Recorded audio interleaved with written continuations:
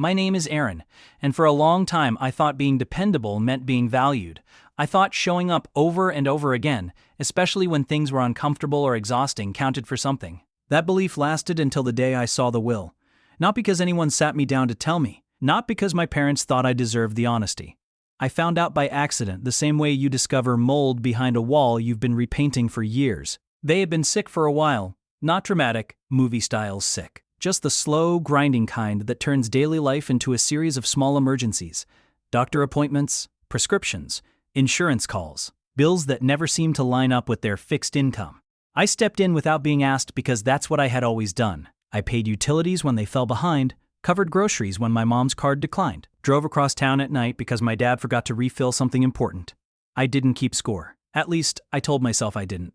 My sister Claire lived 3 states away. She visited on holidays. Sometimes. She liked to say she was emotionally supportive, which mostly meant calling once every few weeks and saying things like, "You're such a good son," before hanging up and going back to her life. Meanwhile, I was the one in the pharmacy line arguing with insurance reps. I was the one rearranging my work schedule. I was the one transferring money and pretending it didn't sting. The day I found the will, I was at their house helping my dad organize paperwork. He'd had trouble keeping track of documents since the diagnosis. Everything lived in piles. Old bank statements mixed with appliance manuals. Medical bills tucked into grocery flyers. I offered to scan things so we could keep digital copies. He thanked me, distracted, already overwhelmed.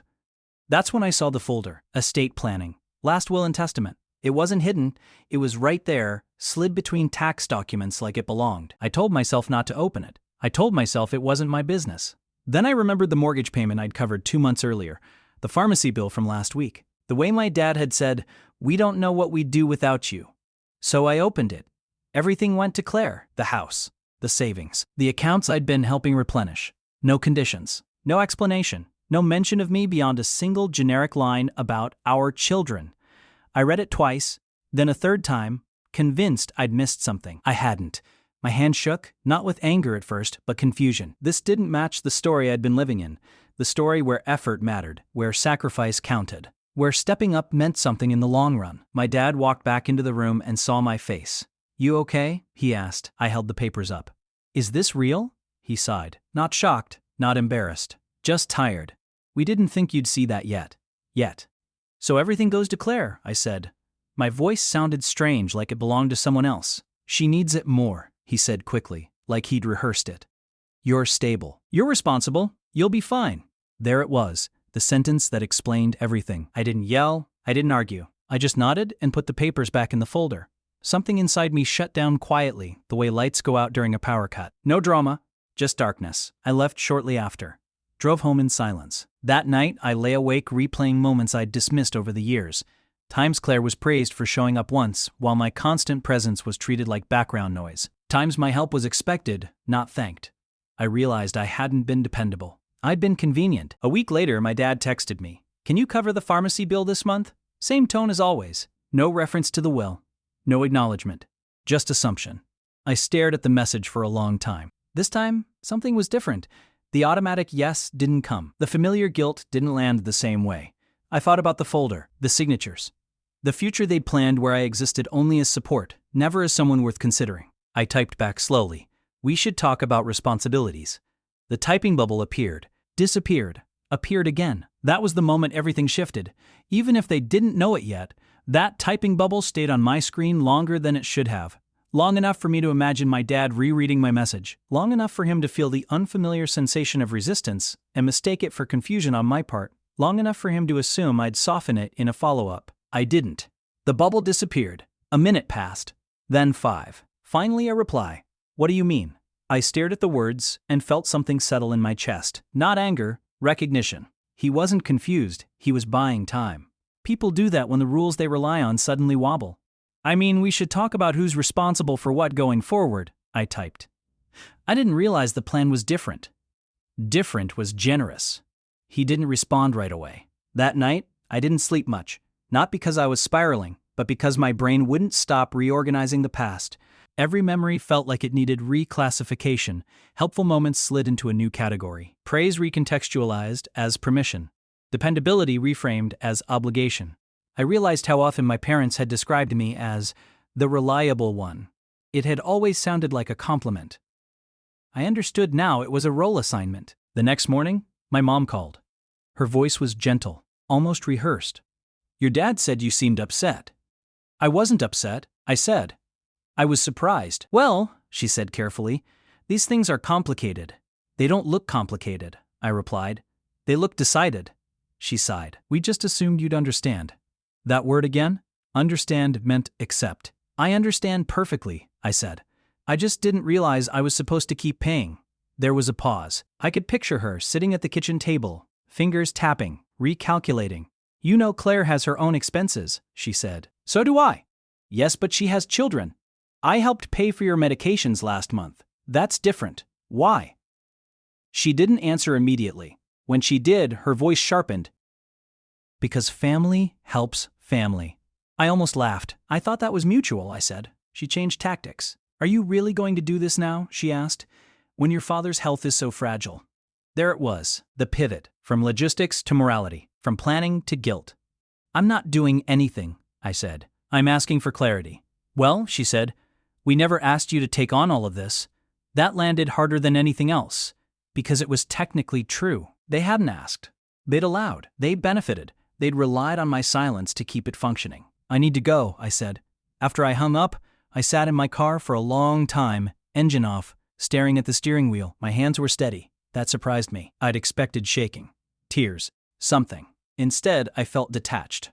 Later that week, Claire called. She didn't bother with small talk. "Mom says you're being difficult," she said. "I'm being honest." "You're overthinking this," she replied. "You know Mom and Dad don't mean anything by it." "By what?" I asked. "The will."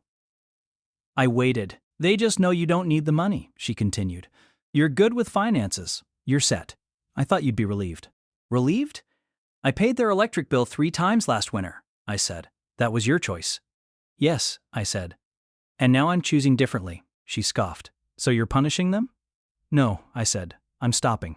She went quiet for a moment. "You're really going to nickel and dime Mom and Dad?" she asked. I closed my eyes. "I'm not the one who wrote the will." That ended the conversation. The next pharmacy bill came 2 days later. A notification, not even a request this time. My dad had forwarded the invoice like always, assumed the system was still intact. I didn't pay it. I stared at the email for a full minute, then archived it. Nothing happened immediately. No explosion, no frantic calls, just a new kind of quiet. 3 days later, my mom texted. "Did you see the pharmacy message?" "Yes." No reply. That night, I felt the first flicker of doubt. Not about my decision, but about how far this would go. I wasn't used to holding the line. I'd spent most of my adult life smoothing things over, absorbing costs, adjusting myself to maintain equilibrium. Now the equilibrium was shifting, and I could feel everyone leaning instinctively against me, expecting me to brace. I didn't. A week passed, then another. Bills went unpaid. Appointments were rescheduled. My parents had to make calls I'd been making for years. Claire complained. My mom hinted. My dad stayed mostly silent. When he finally did reach out, it wasn't about money. "I don't recognize you lately," he wrote. I read that message several times. Then I replied, "I don't recognize the situation I was in." That was the first time I'd put it that plainly. There was no response, but something had changed. Not externally, not yet. Internally. I was no longer acting out of fear of being seen as ungrateful. I wasn't chasing approval that had never really been available. I wasn't hoping effort would retroactively make me chosen. I was simply present and absent at the same time. The strange thing about stepping back is how visible everything becomes once you're no longer standing in the way. Problems that had been quietly rerouted toward me started landing where they were supposed to all along. Prescription refills went uncollected. Paperwork piled up. Calls went unanswered because no one was there to answer them on someone else's behalf. And for the first time, none of it was mine.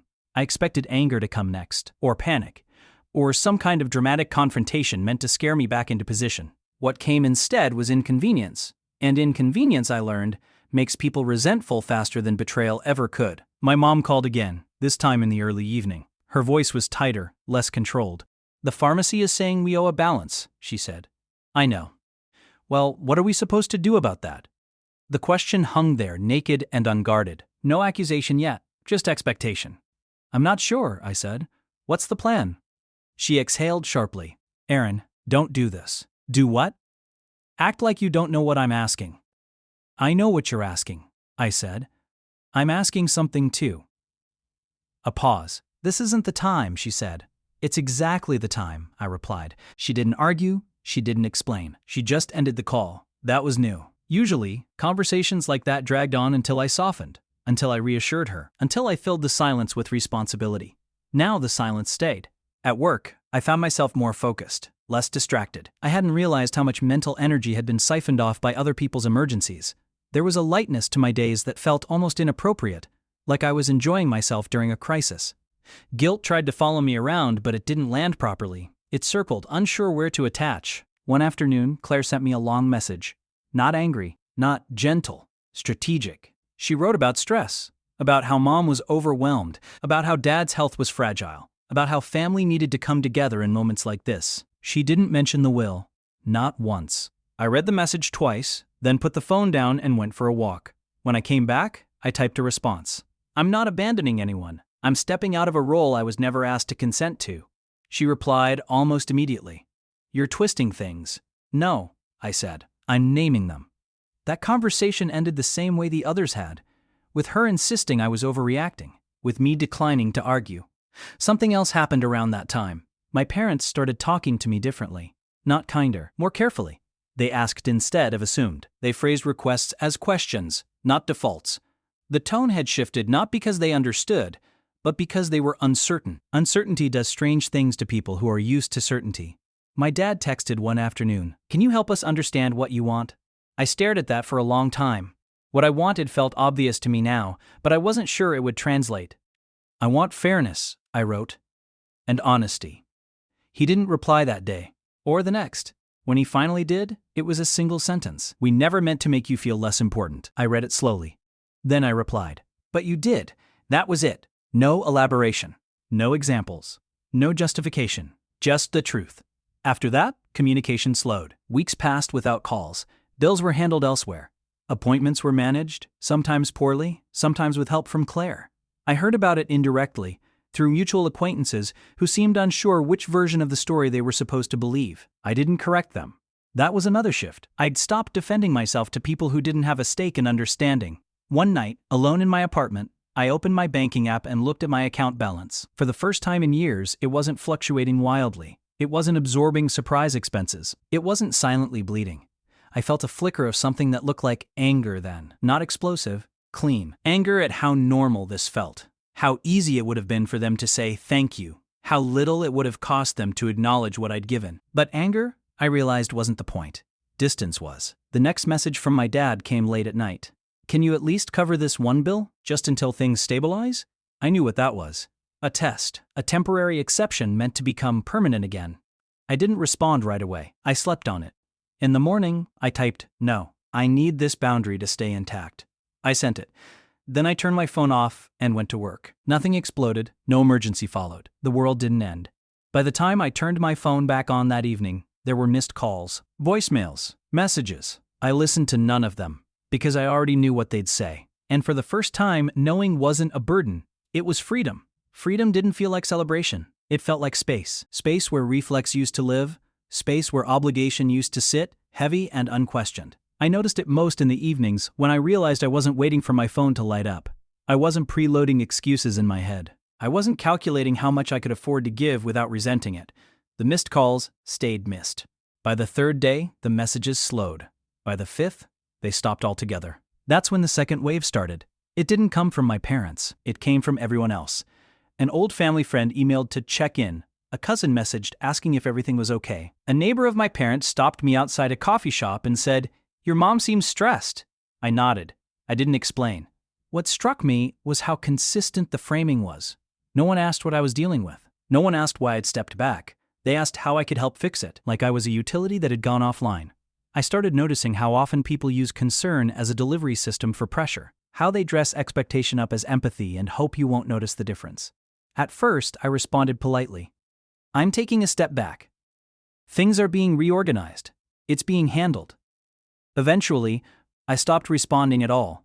The silence worked better than words ever. One afternoon, my dad showed up at my apartment. No warning, no call ahead, just a knock. I opened the door and saw him standing there, shoulders slightly hunched, eyes scanning past me like he expected to see evidence of something. Neglect, maybe. Guilt. Some sign that I was unraveling without them. He didn't see any. "Can I come in?" he asked. I stepped aside. He sat on the couch, hands folded, posture careful. This wasn't confrontation. This was recalibration. "You've made things very difficult," he said. I waited.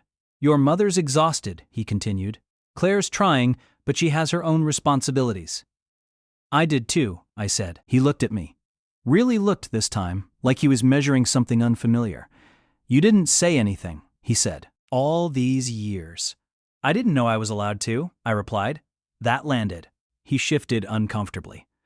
"We thought you were okay with it." "I was okay being helpful," I said. "I wasn't okay being invisible." His jaw tightened. "This feels like punishment."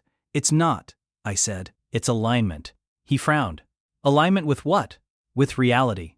He stood up a few minutes later, clearly dissatisfied. He wanted resolution, a compromise, a version of events where he could walk away feeling restored. He didn't get that. After he left, I sat on the couch for a long time, replaying the conversation, not to rewrite it, just to absorb it. He hadn't apologized, but he hadn't denied it either. That mattered. A week later, Claire sent me a photo, my parents' living room, stacks of paperwork everywhere. My mom sitting at the table, head in her hands. "See what you're doing?" she wrote. I stared at the image. "Then," I replied, "I see what I was doing." She didn't respond. That night, something unexpected happened. I felt grief. Not sharp, not overwhelming, just steady. Grief for the version of my parents I'd imagined. For the fantasy that if I just gave enough, they'd eventually see me. For the role I'd outgrown without realizing it had been keeping me small. I let the grief sit. I didn't rush it out. I didn't counter it with logic. I understood then that boundaries don't erase love. They just expose where it was never evenly distributed. The next month, my dad stopped texting entirely. My mom sent short, polite messages about logistics, never money. Claire communicated only when necessary. The system had adjusted. Not smoothly, but it had adjusted. And in that adjustment, something clicked. They weren't suffering because I'd stepped back. They were uncomfortable because they'd been relying on imbalance. There's a difference. I didn't celebrate that realization. I just accepted it. Late one night, I opened the scanned copy of the will on my laptop. I read it again, slower this time, not looking for injustice, looking for clarity.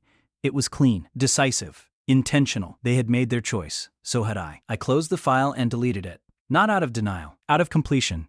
Deleting the file didn't erase what it represented. It just stopped me from reopening the same wound under the illusion that more inspection would somehow change the outcome. The will wasn't a mystery anymore. It was a fact. And facts don't need rehearsal. What surprised me was how little space anger took up after that. It didn't disappear, but it no longer dominated the room. It sat quietly in the corner, acknowledged no longer driving. Life moved forward in small, ordinary ways. I took on a project at work I'd been postponing for years because I didn't have the bandwidth. I started running again in the mornings, not to punish myself into discipline, but because my head felt clearer when my body moved. I slept through the night without waking to phantom notifications. These weren't breakthroughs, they were side effects. Every so often, guilt tried again.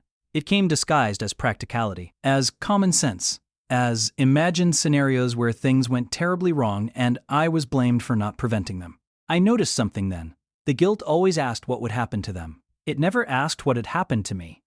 That imbalance was no longer invisible. Midway through the month, my mom called. Not frantic, not emotional, measured.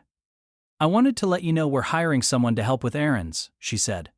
"That sounds good," I replied. "We probably should have done it sooner." "Yes," I said. She waited, clearly expecting more. Praise, relief, reassurance. None came. There was a pause. Then she said, "This is costing us more than we expected." I didn't respond. She cleared her throat. "I just thought you should know." "I do," I said. We ended the call politely. Afterward, I sat there thinking about how easily that sentence could have become a hook. How often in the past I'd responded to financial discomfort by volunteering myself as a solution. Now I recognized it for what it was. Information, not obligation. A week later, Claire sent another message, shorter this time. "Mom's asking if you're ever planning to help again." I considered my answer carefully. "Yes," I typed, "if the structure changes." She replied almost immediately. "What does that even mean?" "It means transparency," I wrote, "and shared responsibility, not assumptions." She didn't respond. That silence felt different from the earlier ones. Less like punishment, more like recalculation. The truth was, they were learning to operate without me whether they liked it or not. And in that process, their version of me was starting to crack. I was no longer the dependable background character, the automatic fix, the invisible resource. I was someone who required negotiation. That didn't sit well with them. It wasn't supposed to. One afternoon, while sorting through old emails, I found a message from years ago, a thank you note my mom had sent after I'd paid off a surprise medical bill. "We don't know what we'd do without you," she'd written. At the time, it had felt affirming. Now it read like a warning. Without me, they were being forced to do what they should have been doing all along: planning, communicating, accounting for their choices, including the will. I wondered if they ever revisited it, if they ever questioned how cleanly it erased me, or if it sat untouched, justified by the same logic that had always worked. "He'll be fine." I stopped wondering shortly after, because wondering implied hope. And hope, in this context, was just another form of self-delay. That night I had a dream I hadn't had in years. I was standing in my parents' kitchen, holding a stack of bills. My mom was at the table. My dad stood by the door. Claire was talking, but no sound came out. I kept asking where I should put the papers. No one answered. I woke up before dawn, heart racing. The dream stayed with me longer than usual. Not because it was frightening, because it was familiar. I realized then how long I'd lived in that exact emotional posture, holding responsibility, waiting for direction, filling silence with effort. The difference now was that I was awake. And awake people don't keep standing in rooms where no one responds. A few days later, my dad texted, "I miss how things used to be." I stared at the message for a long time, then I replied, "So do I." But not at the cost they came with. He didn't answer. I didn't expect him to. That exchange wasn't about resolution. It was about acknowledgement, and for once, the acknowledgement went both ways. After that message, communication shifted again. Not dramatically, not cleanly. It thinned. Days passed without contact. Then weeks. When messages did arrive, they were brief, utilitarian. Updates instead of requests. Information instead of expectation. My parents were adapting, not gracefully, but effectively enough. That realization came with a strange mix of relief and bitterness. Relief that the crisis I'd been told only I could manage was, in fact, manageable. Bitterness at how easily the narrative had been maintained for so long. It hadn't been necessity, it had been convenience. I noticed how often that pattern repeated elsewhere in my life. At work, in friendships, in old habits that assumed my role was to compensate rather than participate. Once you see it, you can't unsee it. One evening, Claire called unexpectedly. Her voice sounded different, less sharp, more tired. "This has been harder than I thought," she admitted. I waited. "They're struggling," she continued. "Not financially exactly, just logistically, emotionally." "I believe you," I said. She exhaled. "I didn't realize how much you handled." There it was. Not an apology, but an admission. "I didn't either," I replied. She laughed weakly. "That's not true." "No," I said. "It is. I thought I was just helping." We sat in silence for a moment. "I'm not saying you're wrong," she said finally. "I just don't know how to fix it." "I'm not asking you to," I replied. That surprised her. "You're not?" "No," I said. "I'm asking you not to undo it." She didn't respond right away. When she did, her voice was quiet. "They're scared." "I know," I said. That was the most honest conversation we'd had in years. It ended without resolution. But something had shifted. Not enough to heal anything, enough to stop pretending. Around that time, my dad started sending photos. Small things. A meal my mom had cooked. The garden after rain. A repaired shelf. No captions. No requests. Just evidence of function. I didn't respond to most of them, not out of spite, out of neutrality. They didn't need affirmation. They needed autonomy. And so did I. One afternoon, my mom left a voicemail. "I just wanted to say, we're managing," she said. "It's different, but we're managing." I sat with that message for a long time. There was pride in it. And something else. Resentment. Not directed outward, inward, toward the realization that they had always been capable. That truth landed quietly, but it stayed. The next family gathering came and went without invitation. I heard about it later, secondhand. A birthday, a modest affair, Claire attended. I didn't ask how it went. I didn't need to.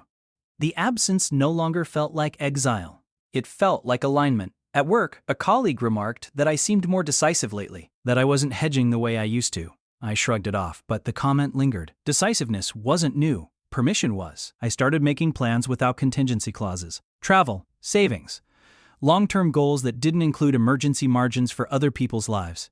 That felt selfish at first. Then, it felt sane. One night, I sat down and wrote out a list. Not of grievances, of truths, things I now knew for certain.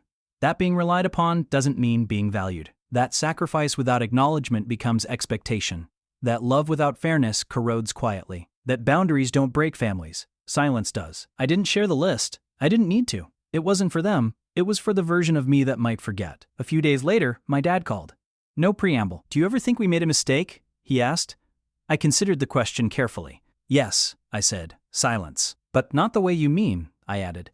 "I think the mistake was assuming I'd always absorb the cost." He sighed. "We didn't want to burden you." "I know," I said.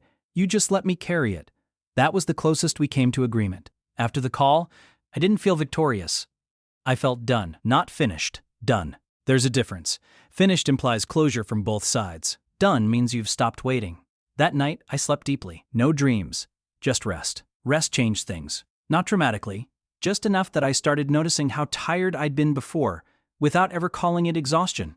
The kind that doesn't come from lack of sleep, but from constant readiness. The expectation that something would need fixing. That someone would need me to step in. Without that hum in the background, my days felt longer. Not fuller. Just uncompressed. I stopped checking my phone first thing in the morning. I didn't dread certain names lighting up the screen anymore. When messages came, they arrived into a life already moving, not one paused and waiting. That distinction mattered. A few weeks later, my mom asked if I could come by to help with paperwork. Not bills, not money, just forms. I hesitated longer than I would have before. Not because I didn't want to help, because I wanted to be sure I wasn't sliding back into an unspoken role. "What kind of paperwork?" I asked. "Medical records," she said. "We're trying to get things organized." "Are you asking me to do it?" I said, "or help you do it?" Another pause. "To help," she said finally. I went. The house felt smaller than I remembered. Not physically, emotionally, like it had adjusted to the absence of constant motion. My dad sat at the table, reading glasses perched low on his nose. My mom had stacks of folders laid out neatly color-coded. That alone told me something had changed. They didn't hand me the mess. They sat with it. We worked quietly for an hour. No tension, no nostalgia, no commentary about how things used to be. When we finished, my mom said, "Thank you." Just that. No layering, no implication. I nodded. "You're welcome." I left without staying for dinner. In the car, I noticed my hands weren't shaking. That was new. Later that evening, Claire texted me. "Mom said today went okay." "It did," I replied. "She was nervous you'd be angry." "I wasn't. She's still afraid she broke something." "I thought about that." "She did," I wrote. "But breaking isn't always destruction." Claire didn't respond. She didn't need to. Around that time, I started receiving invitations again.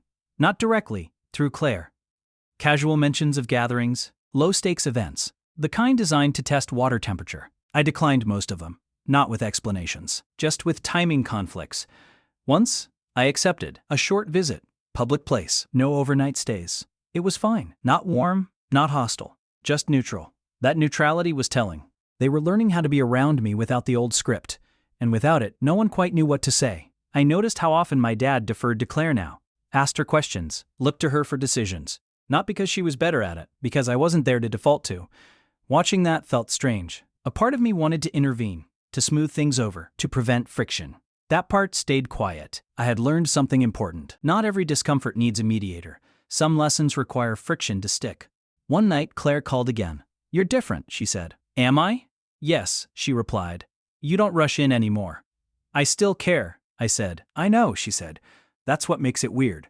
I smiled at that. Caring without rescuing looks strange to people who've never seen it modeled. A month later, my mom mailed me a copy of a revised document. Not the will, a healthcare directive. She'd added my name as an emergency contact. Not sole decision maker, just included. I read it slowly. This wasn't repair, it was recalibration. I signed where appropriate and sent it back. No comment. That night, I realized something else had shifted. I wasn't fantasizing about fairness anymore. I wasn't imagining a future where everything balanced out and everyone finally acknowledged what I'd given. That need had faded. I didn't need recognition from people who only noticed absence. I had something better. Consistency. In myself. And that was holding.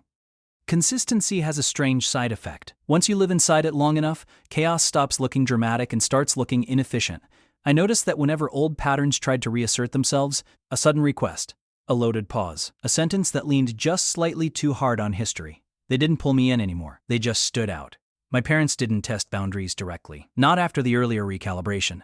Instead, they circled them. Subtle comments, casual references to how much easier things used to be. Observations disguised as nostalgia.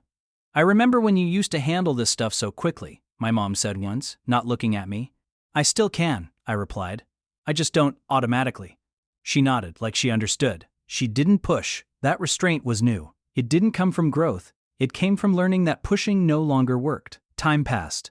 Months, not weeks. The family dynamic settled into something quieter, more brittle. Fewer explosions. More careful steps. Everyone choosing words like they were aware the floor might give way if they stomped. I watched from a distance. Not with judgment, but with clarity. They were learning to live without a shock absorber. And so was I. At work, I got promoted. Not because I asked. Because I stopped overextending in places that didn't reciprocate and redirected that energy where it mattered. The feedback was simple. "You don't overcompensate anymore," my manager said. "You trust your decisions." Trust. That word followed me home. I realized how little I'd trusted myself before. How often I'd deferred, absorbed, adjusted, all under the banner of being reasonable. Reasonable had cost me more than I'd admitted. One evening, I ran into an old friend who knew my family well. We caught up over coffee, small talk giving way to familiarity. "I heard things are tense with your parents," they said carefully. "They're different," I replied. "That must be hard." "It was," I said. "It's lighter now." They looked surprised. People expect distance to feel like loss. They rarely consider what proximity costs. A few weeks later, my dad called with an update about their finances. Not a request, just information. "We're adjusting some things," he said. "Budgeting differently." "That's good," I replied. There was a pause. "I used to think you didn't mind helping," he said. "I didn't," I answered. "I minded being assumed." That landed more softly this time. He didn't argue. "I see that now," he said. That sentence would have meant everything to me once. Now it just fit. No rush of relief, no emotional swell, just alignment. Later that night, I thought about the version of me that would have chased that acknowledgement. The one who would have replayed it, extracted meaning, used it as proof that the sacrifice had been worth it. I felt compassion for that person, and gratitude that I wasn't them anymore. Another family event came around. A holiday. Smaller, less ceremonial. I went. Not because I felt obligated, because I was curious. The atmosphere was restrained, polite. No grand gestures, no loaded jokes. Claire pulled me aside at one point. "I didn't realize how much pressure you were under," she said quietly. "I didn't either," I replied. She hesitated. "I don't know how you carried it that long." "I thought that's what love was," I said. She nodded slowly. That was enough. I left early. On the drive home, I noticed something I hadn't expected. I wasn't replaying conversations. I wasn't scanning for subtext. I wasn't bracing for the next ask. I was just done for the day. That was the real change, not distance. Peace. Peace doesn't announce itself. It sneaks in through absence, through the lack of tension where it used to live. I noticed it on a Tuesday, standing in line at a grocery store, realizing my mind wasn't rehearsing anything. No arguments, no contingency plans, no imagined conversations, just the list in my hand. That was when I knew the shift had stuck. My parents existed in my life now the way weather does. Present. Occasionally inconvenient. No longer defining my internal climate. When my mom called, it was to tell me about a neighbor. When my dad texted, it was a photo of a plant he'd finally kept alive. I responded when I wanted, not reflexively. That autonomy felt normal now, which was its own victory. One evening, Claire invited me to dinner, just the two of us. No parents, neutral ground. We talked about work, about things we were reading, about nothing important. Then she said, "I didn't know how much you were holding together." "I didn't tell anyone," I said. "You didn't have to," she replied. "We just didn't look." That stung. Not because it was cruel, because it was accurate. We sat with that for a moment. "I don't think they'll ever say they're sorry," she added. "I know," I said. "That's why I stopped waiting." She smiled faintly. "You seem steadier." "I am," I said, because I stopped negotiating my worth. That was the closest thing to closure I needed. At home later, I found an old notebook from years ago. Inside were budgets, schedules, lists of errands and appointments, proof of how much of my life had been organized around theirs. I flipped through it slowly. Then I recycled it. Not ceremonially, practically. My dad had a minor health scare a few weeks later. Nothing serious. A test. A false alarm. They handled it. I got the update after the fact. That would have terrified me once. Now it just informed me. I realized then that stepping back hadn't made me less loving. It had made everyone else more capable. One afternoon, I received a message from my mom. "I'm proud of you," it read. No context, no qualifiers. I read it twice. Not because I needed to believe it, because it felt oddly late. I replied with a simple, "Thank you," and meant it. Not because it healed anything, because it didn't need to. The relationship had become what it was always capable of being. Limited, real. I thought about the will again, briefly. Not the money, the meaning. It wasn't about inheritance. It was about assumption. They had assumed I'd always give, regardless of return. They were wrong. And learning that hadn't broken us. It had just corrected the math.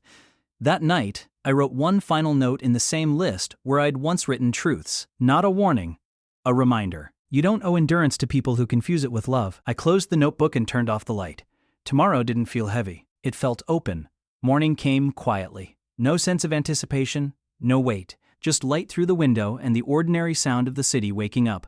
I moved through the day without thinking about my parents at all, which would have shocked an earlier version of me. Not because I didn't care, because care no longer required constant attention. Weeks passed like that. Life expanded sideways. New routines, new conversations, plans that didn't need disclaimers or emergency exits. I noticed how often I said no now without explanation. How rarely I felt the urge to justify myself. That urge had been trained into me. Untrained, it left a lot of room. My parents settled into their new rhythm. I saw it in small ways. My dad started asking questions before acting. My mom delegated instead of defaulting. Claire stopped positioning herself as a messenger. No one announced these changes. They just happened. The family story didn't resolve itself into fairness or symmetry.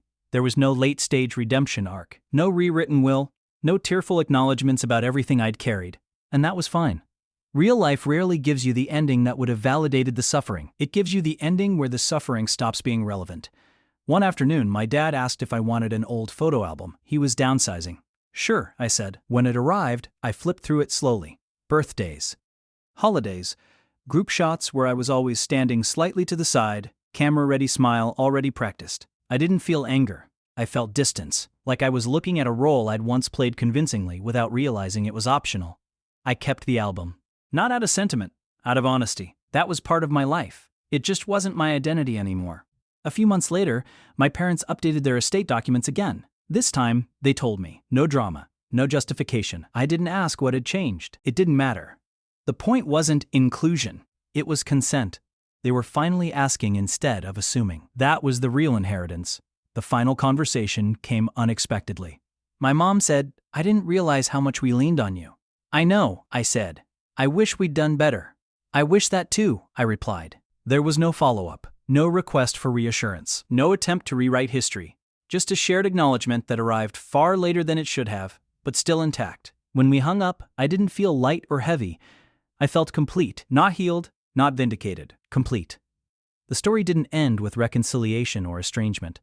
It ended with clarity, with everyone standing where they actually belonged, instead of where habit had placed them. I took care of my parents when they were sick. I paid bills. I ran errands. And then I stopped. Not because I was cruel, because I finally understood that love without boundaries isn't love.